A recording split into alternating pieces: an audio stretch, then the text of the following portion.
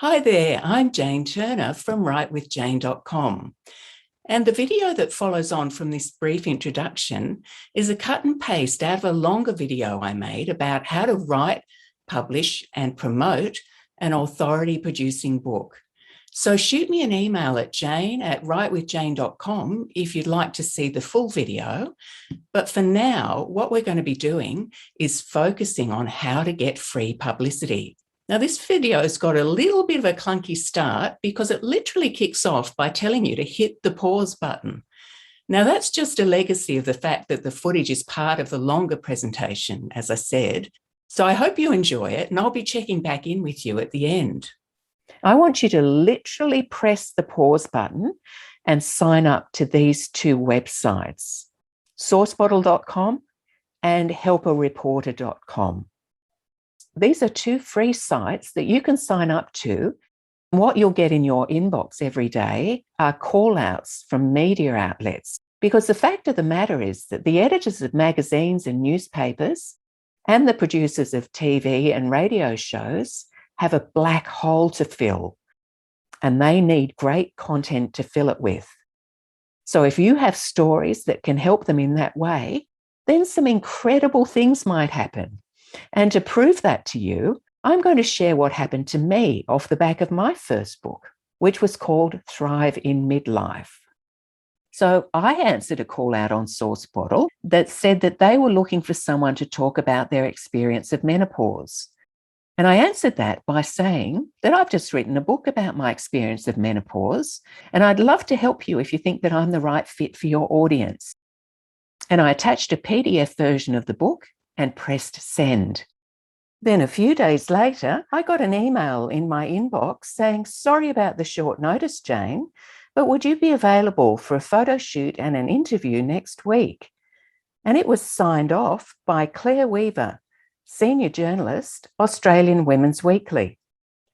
Well, I tell you what, I certainly made myself available for that opportunity. And here I am with a full page coverage and an image of myself in the biggest selling magazine in Australia. So that was the first piece of fabulous publicity that I got. And the second piece was in Prevention magazine. And here I am again with a full page, including a massive image of me and my story. So both of these opportunities came through SourceBottle. But what I want to talk to you about now is how you can leverage the publicity that you get. So what I did was I aligned the cover of the issue I was in next to the page with my image on it. And I took a photo of that because the woman in the blue shirt is Deborah Hutton. And I sent the image and a pitch off to the people who managed Deborah Hutton, because at the time she had a massively subscribed online platform. So I sent the image off as an attachment to an email where I said that I was really proud to find myself in the same issue of Prevention as Deb was in, and I asked whether they thought she might be interested in interviewing me. What they did was they sent me back a pro forma with a bunch of questions on it. So I filled that out, and next thing I know, they're emailing me to let me know that my story was live on the site. And here's what it looked like. So what you're seeing on the bottom left-hand corner is an image of me and the link through to my story, which also had a link through to my website, which also had a link to go and buy my book. And the person that you see in the other three boxes on this image is someone called Lisa Wilkinson. Now, at the time, Lisa Wilkinson was one of the anchors on the Today Show. So guess what I did? I took a screenshot of the image that you're looking at now, and I sent it off to the producer of the Today Show. Now, people often ask me, how did I know where to send this to? And I say, well, what I did is that I Googled Channel 9 and got their phone number. So I picked up the phone and rang the switchboard and asked the switchboard operator if they could tell me who the producer of the Today Show is and whether they could give me the contact details. And they could not have been more helpful. They said, Tom Nichols is the person you want. Here's his email address. Here's his landline. And here's his mobile. You're probably best to try the mobile because he's not at his desk very often. Now, I mean, seriously, could that have been any easier? Now, you might be thinking that I'm explaining things in a lot of detail to you here. Well, I am, frankly, because these opportunities are real.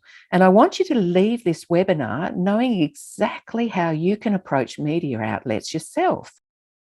So I'm going to hone in even more on the strategy that I use and let you know that I always put an attachment to the email I send through. And why I do this is because these guys get hundreds of emails a day. And what I know is that the ones that are easiest to find when you have to trawl through your inbox are the ones with attachments on them. So I sent an email off to Tom, and it was a bit like the one I sent to Deborah Hutton's people, saying that I was proud to find myself being covered in balance by Deborah Hutton at the same time as Lisa Wilkinson was, and I wondered if Lisa might like to interview me about my new book. So I wasn't really expecting to get a reply to that email, and the strategy I've devised doesn't rely on getting a response back from the first email, because what it relies on is making a phone call. So 3 days after I sent the email, I made the call and I went through to Tom's voicemail. Now, I didn't bother to leave a voicemail message because it's a lot better if we can get straight through to the person we want to connect with. So I rang again in the afternoon and I got through. And I said, "Hi, Tom, it's Jane Turner here. And I'm just calling to see if you've got any questions about the email I sent through to you a couple of days ago." And he said, "Oh, well, can you tell me what it's about, Jane?" So I told him basically what I said in the email. And he said, "Well, I'm just running off to a meeting now. Can I call you back later?" And of course I said, "Absolutely." But to be honest with you, there was a moment there where I thought I was getting the royal brush off. But you know what? I wasn't. He called me back and he said, "This looks really interesting. Can you send me a copy of the book?"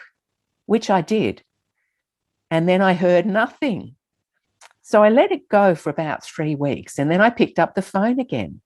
So what I want to say to you at this point is that you've got to be prepared to do the follow-up, and you've got to be prepared to get out of your comfort zone.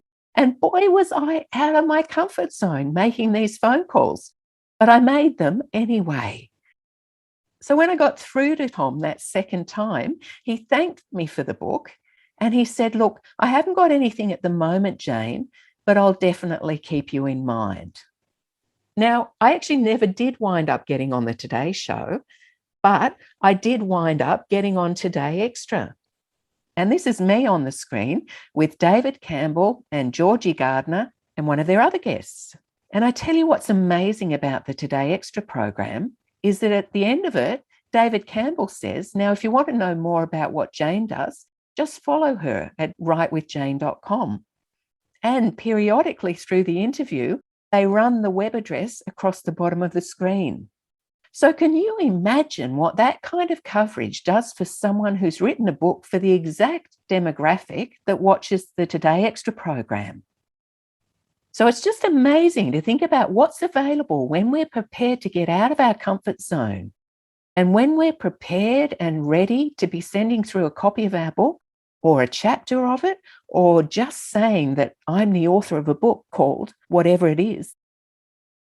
And the last example I'm going to give you is another one of the wonderful opportunities that I've got through sourcebottle.com. And this is where I answered a call out about overcoming rejection. Now, this particular footage has been insanely helpful for me. I actually use it whenever I'm reaching out to potential new clients, if they're in a particular demographic that it's going to resonate with. And imagine if that was you, because the point I want to get through to you is that it could actually be you one day. First, something we've all experienced, and every time it happens, we're reminded again how not fun it is to be rejected. Some of the world's most successful people have been rejected. Elvis Presley was told to go away and learn to drive a truck. J.K. Rowling had 12 publishers reject her with Harry Potter. And Oprah Winfrey was told that she's too emotionally connected to her stories to be a journalist. all rejected. And aren't we glad that they were?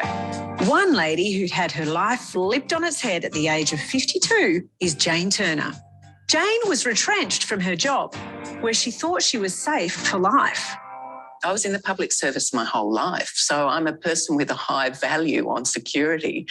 Gone. What happens to you when it's gone? Immense fear. Immense fear, because I'd been in that place for 15 years. It was like family, it was like home, and the rejection buttons were being triggered all over the place. And what happened was this. Jane is now a sought-after corporate speaker and business consultant, and as the author of 2 very popular books on how to overcome adversity, she has never been busier or happier. The big one for me was that I wound up on a stage speaking at the Women's Economic Forum in India, a forum that has some 2,000 delegates going to it. And there's little old Jane Turner, who'd been a public servant their whole life up to the age of 52, who would still be a public servant now. But would I be as alive now? Absolutely not, Jo. What an amazing story of how wonderful life can be on the other side. So I'm going to jump back in here and say, yes, it is wonderful on the other side. And what I love most is being able to facilitate these kind of results for the people who've written or published their books with me and want to raise their profile exponentially by getting free publicity. And they don't want to go it alone. They don't want to have to work out which media outlets to pitch which stories to and how to structure their pitch, or what they should say if they should happen to get in touch with the producer of the Today Show, for example. So if you'd like a hand with that, reach out to me at jane@writewithjane.com.